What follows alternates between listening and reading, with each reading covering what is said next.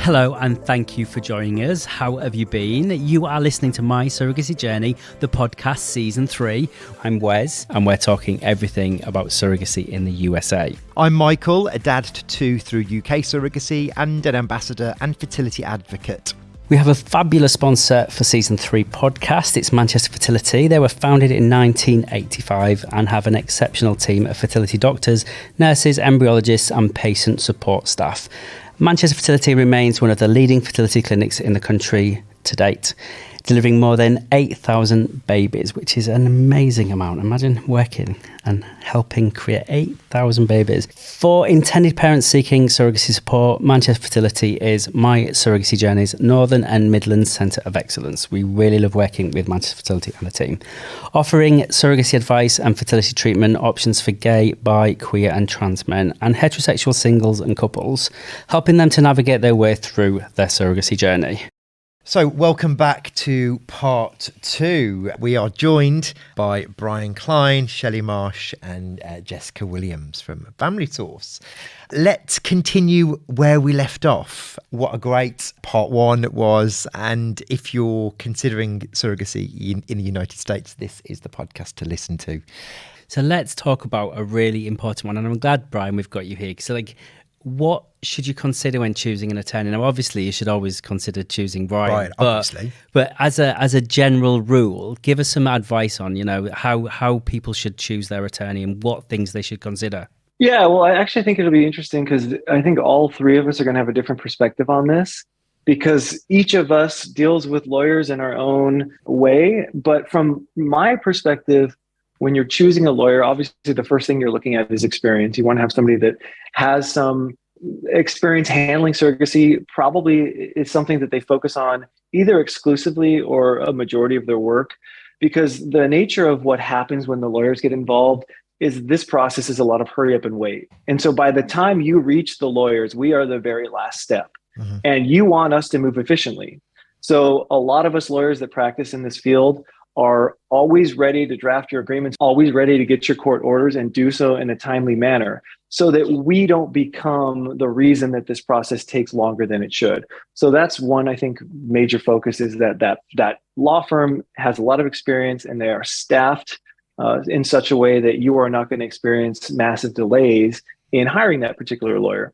I think also, just practically speaking, cost is going to be a factor. Yeah. There can be substantial differences in the cost. And so you should definitely talk to more than one lawyer to explore what the options are and what services that they provide. And then I think the third is to make sure that they're comfortable working in the jurisdiction that either you are located or your egg donor gestational carrier are located, because different lawyers are going to have different comfort levels working in a particular state or location. And so making sure that that partner of yours is willing to work in that location is going to be useful. Perfectly nailed, as I would have expected. But let's just quickly ask Shelly and Jess, do you have any differences in that answer? Shelly, let's come to you. No, I think, of course, Brian always nails it. And he's my first recommendation always. I just feel like, yes, meet as many as you can. You don't know what your options are until you speak with them. Somebody could look really great on their website and have amazing reviews listed at the bottom of their website, but you meet with them on a Zoom call and maybe you don't feel the connection. Yeah. A lot of, I think, surrogacy is the relationship you have with these individual people. So it's good to have somebody who communicates in the same style as you, or at least in a style that you're comfortable with. Mm-hmm. I think cost is a huge factor. I know there's a few law firms out there who are substantially more expensive than others. So really understanding what all the costs actually are and making sure it fits within your budget. And I do think, obviously, where you live, where the surrogate lives is super important. And from a surrogate's perspective, it's having an attorney who really has her back and supports her and advocates for her, not only in the legal contract, but throughout the pregnancy if anything arises, because there's nothing worse than being in a relationship with an attorney who lets you down or doesn't advocate for you, which can have serious ramifications later. Mm-hmm. Agreed. Thank you. Great advice. Jessica. Oh gosh, these two have so eloquently not left you said much, have they? everything that was kind of top of my list. I mean, the only thing that I could possibly add is as Shelly has said, which is completely spot on, is, so much of your surrogacy journey is about building up your team, building up your community. And so, make sure that whatever, and this isn't just for lawyers, but it's, whichever lawyer you're speaking to, whichever clinic you're speaking to, whichever agency you're speaking to, you don't necessarily have to have people who have worked together before, but it's always a fantastic recommendation. It's always nice to know that they have a pre-existing relationship, and you can usually get a really good sense of how people work if they have good relationships. And Brian said, for example, it's a lot of hurry up and wait. So if you're thinking about working with a lawyer, ask around, make sure that they're going to be, that they have been responsive before, and that they're not, that they're not letting their intended parents or their surrogates kind of linger checking emails day after day to see a response. What you really want to be doing is building up this wonderful team that's going to take so much of the burden off of you. So if you can get a team together that works well together, I think that's really key. The only other thing that I would add, for particularly as this podcast is for mostly UK listeners or international intended parents, is it's not completely necessary, but it's always great to work with lawyers who have that international experience. Now, obviously, your US attorney is going to be focused on the US side, but it's always helpful if they have an understanding of the legal aspects of what's going to happen back in the UK or whatever country you're bringing your child back to, particularly if there's anything that needs to be included or potentially excluded from the US contract in order to make sure that it's abiding by the legal limitations of your home country. So again, it's not required that they have that international experience, but it's certainly nice to have and something to maybe keep in the back of your mind. Yeah, no, that's great advice, actually. It is. And Shelley, let's talk about, you're an experienced surrogate. How should intended parents approach managing the relationship with their surrogate? I think it's a really integral part of the journey, and one that is going to mean the difference between a smooth journey or potentially not. What are those kind of things that you would recommend to intended parents about how they should manage their journey with their surrogate? I think they should come in being as honest and unapologetically themselves as possible. You want to be solid with, if you have a partner, what your wishes are for the relationship with this woman, what your criteria might be for the way she eats, the way she behaves, the way she communicates with people. You have to go in knowing exactly what you want this person to look like, be like, sound like, and you're never going to check all the boxes. But I think if you can come in with a very clear understanding of what you expect of this person in the process, how much communication you want, how much, if you have any weird dietary restrictions or anything you want to add to the legal contract, do that at the beginning. Get all the awkward, weird, hard conversations out of the way as quickly as possible with the help of some amazing attorneys, because there are certain things that I don't think an intended parent and a surrogate should talk about, money being one of them. That should never be a conversation between a surrogate and the intended parents. Let's let the attorneys handle that. Let's keep the relationship with the surrogate very personable and warm and wholesome. You want her to feel supported. You don't want her to feel micromanaged or like you're judging her for any part of the process, when really she oftentimes comes to this with very genuine ambitions to help you have a family. And I don't think there's a version of reality where surrogates are ever going to be compensated enough for the danger and the risk they put themselves through to help make somebody else a parent. So the least you can do is respect her and support her and treat her as an equal part of the process, because without her, none of this is possible. So the more you can just appreciate what she brings to the table and trust that she's been pregnant before, she knows what she's doing, and making you a parent is going to be one of the highlights of her life for the rest of her life. Yeah, I think you just said it all there. I got goose pimples when you finished that. And that's like true from the heart from a surrogate herself. That's like really great advice. One thing to add to that, though, is what I would say is that some people come into surrogacy in the US because it's commercial, with this view that surrogates in the US are doing it just for the money, or they're doing it just for the compensation. Well, and I don't even need to ask you this, Shelley, but ultimately, surrogates in the US are doing it primarily to help people in an altruistic nature, to help people create a family, just as you've said that. What I tell intended parents in the UK is that, yes, it is commercial, but it's done altruistically. And there's just this great infrastructure to recognize the elements that surrogates have done in the US, the structures there. The fee element is there. It exists. Totally. Yeah, I do think, I mean, the compensation is hugely generous. And I think that surrogates are mostly motivated by the altruistic nature of surrogacy, but the compensation is a huge kind of encouraging factor. I mean, most women who are surrogates are usually under 36 years old. I became a mom at 21 years old. Not my smartest move, but she's the cutest kid I've ever seen, which gave me the opportunity to help so many families because I was younger. And the financial boost that surrogacy was able to provide to me and my family set us down a path that we might not have had otherwise. Yeah, Sure. So while we did do this amazing thing, and I brought 5 children into this world for other people, it also allowed me to give my children a life that maybe they wouldn't have had otherwise, or take a little bit of stress off of us so that we can enjoy our families a little bit more, all for our contribution to these amazing journeys that helped create families around the world. Amazing. Amen to that. Absolutely. Okay, let's look at choosing your agency then. So if you're not a My Surrogacy Journey member and you haven't seen our wonderful directory and you may be starting this journey and listening to this podcast just for some tidbits of information. Jess, where do you even begin picking a team of professionals to help you from an agency perspective? It can be incredibly overwhelming. If you just hop onto Google and search US surrogacy agencies, the list can be overwhelming.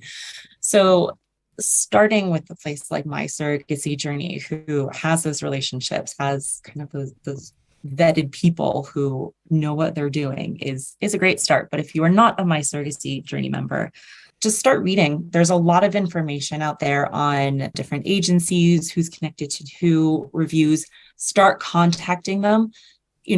I think the best advice that I can ever give an intended parent is, this is going to be your team, as we keep saying. This is going to be your community.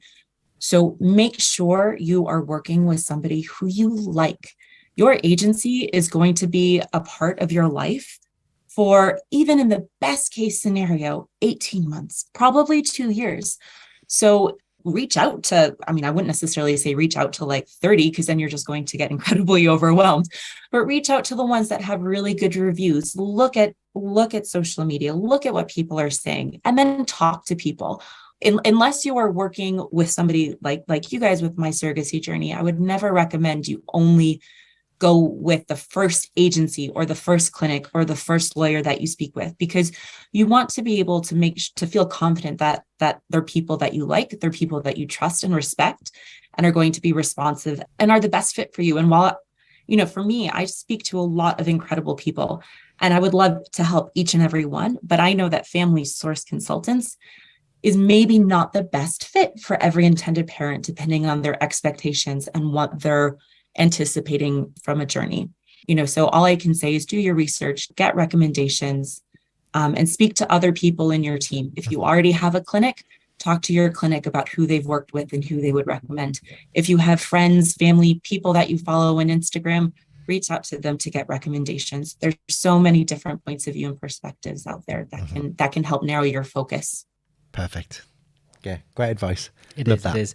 So, surrogacy in the States, the healthcare system in the States, insurance plays a big part in that, doesn't it? It's a fundamental part of it, and having the right level of cover to give you what you need to manage through your journey. Jess, would you kind of just give us a brief overview of the types of or the levels of insurance that are needed to facilitate a surrogacy journey? You can't see me because my video's off, but I'm laughing because this is one of the most challenging parts of helping educate intended parents, because it is so complicated. As I like to say, the US healthcare system and US insurance system is about as clear as mud. As a fun little anecdote, I'm originally from the US, but I've lived in the UK since I was 22. So the US insurance system was kind of unfamiliar to me as well. My brother-in-law works for one of the biggest health insurance companies in the US. And so when I was starting my journey, I sat down with him for hours to try and understand the insurance system and how it came out. It was let's just say I needed a big glass of something after that conversation. But there's a few things to keep in mind. So obviously over in the UK, we all have the wonderful National Health Service and the NHS, which just makes our lives usually a lot easier. That does not happen in the US. So for us, there's kind of three different categories that our surrogates usually fall into. So they are either insured and have a health insurance plan through their own employer or through a partner's employer, which is what we call surrogacy friendly. So that covers a lot of the required medical procedures for a pregnancy if that pregnancy is a surrogacy pregnancy. Now, of course, it's more complicated than that because a US insurer will not start paying for that coverage until a certain threshold has been met, which is called the annual out-of-pocket maximum. It's a lot more complicated than that, but basically, even with a quote-unquote surrogacy-friendly insurance, intended parents can expect to pay a little bit towards the surrogate's healthcare coverage for her pregnancy. I'm following so far. Sorry, I was about to say, you're on video, so start waving your hands if it's getting too complicated. This is usually the point where intended parents are like scribbling furiously. So the second kind of category of surrogates are those who have that healthcare plan, but it is not surrogacy friendly. So therefore, it will not cover a surrogacy pregnancy, usually because that is considered elective or something like that. I mean, in that case, most pregnancies are elective, but that's neither here nor there. So in that case, if that surrogate has that insurance, but her plan does not cover a surrogacy pregnancy, intended parents can either purchase kind of like an add-on package or a new policy for her, usually through open enrollment. And that leads us nicely on to the third category, which is a surrogate who does not come with a healthcare package already, either because her employer doesn't offer one, if she has a spouse, her spouse doesn't have one. You know, there are various reasons why somebody would not have insurance. And again, a policy would need to be purchased for her by the intended parents. Now, obviously, if category 2 and category 3, if an insurance package, either as an add-on or a whole new policy, needs to be purchased, it's at higher cost to intended parents. So that's certainly something, you know, kind of going back to what we talked about before in terms of budget, that's something that intended parents need to consider. The costs of those insurance options can vary greatly. If you need to buy a new package or a new insurance plan, it can be between $15,000. I mean, the most expensive ones can be up to $30,000 US. So there is quite a variety.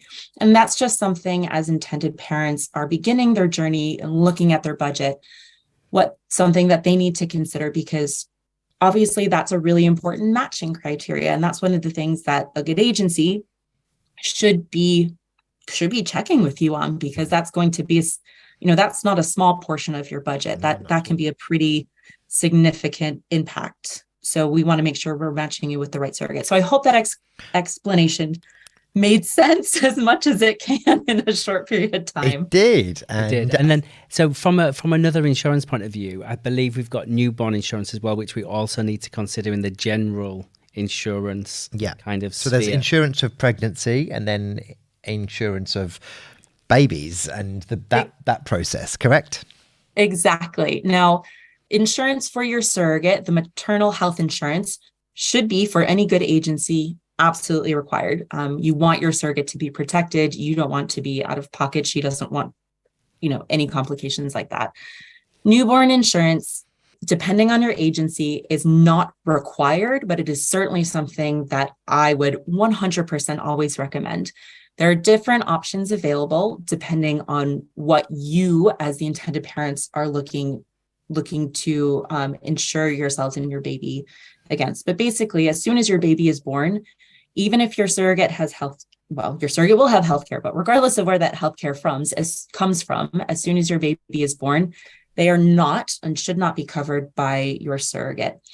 So there are newborn insurance options for international intended parents to cover the cost of the hospital stay. Ideally, they include well baby care. So, for example, once your baby has been discharged from the hospital, usually in the US, they have a 24-hour wellness check at the hospital, and then they're discharged. But you'll be able to see pediatricians. You'll probably have to stay in the US for a few weeks while all the paperwork is sorted out. And I know we're going to talk about that later.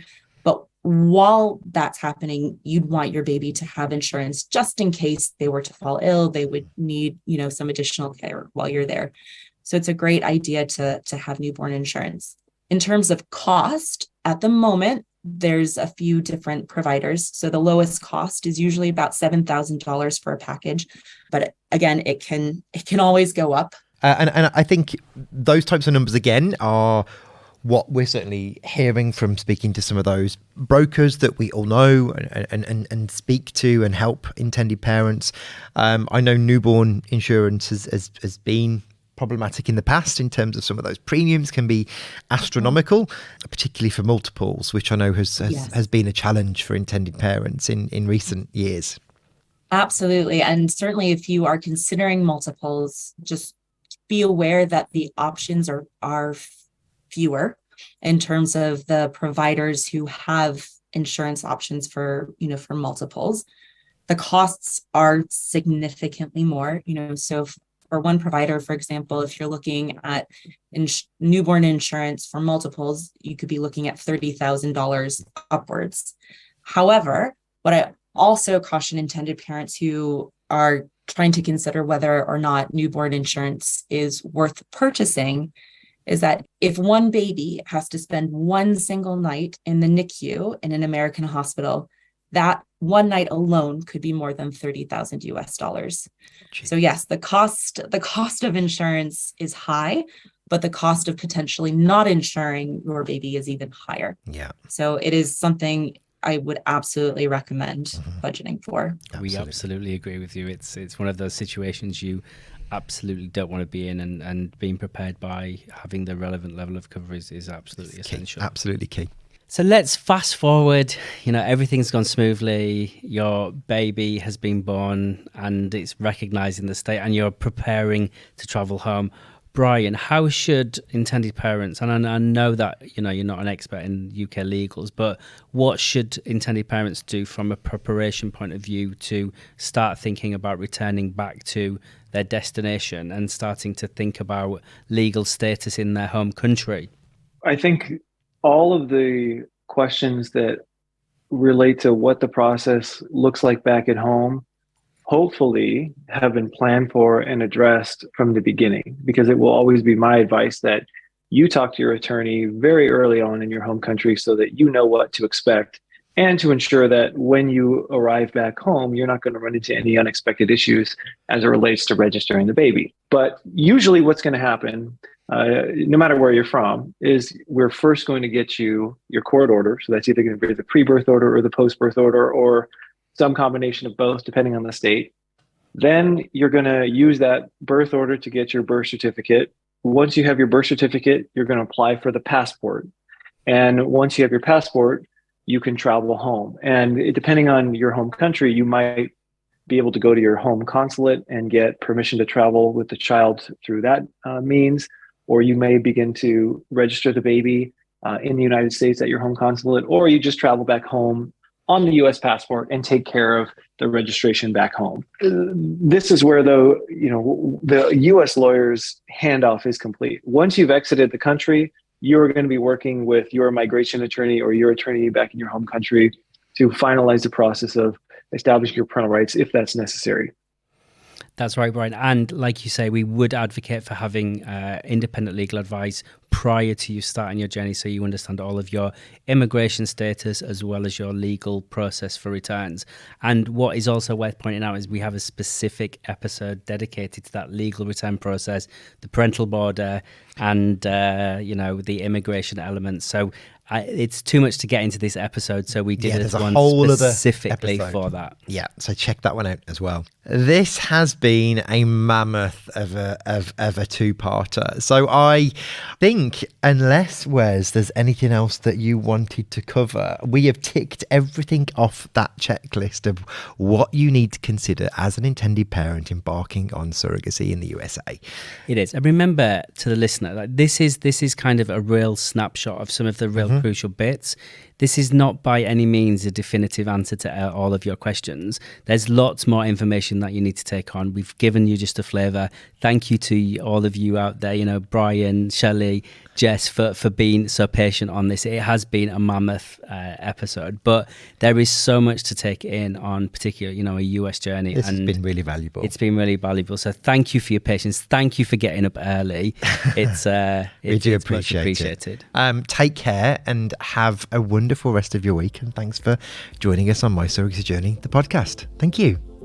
Don't forget, if you need your podcast fix, we're back every Monday, proudly sponsored by Manchester Fertility, a leading fertility clinic with over 35 years of experience building families for people within the LGBTQ plus community. If you want to find out more about My Surrogacy Journey, then please head over to our website, mysurrogacyjourney.com, or find us on Instagram, official My Surrogacy Journey. And if you like this episode, then please subscribe to the series. We'll have another episode coming out weekly. Thank you for listening. We have been your My Surrogacy Journey podcast hosts. Goodbye. Goodbye.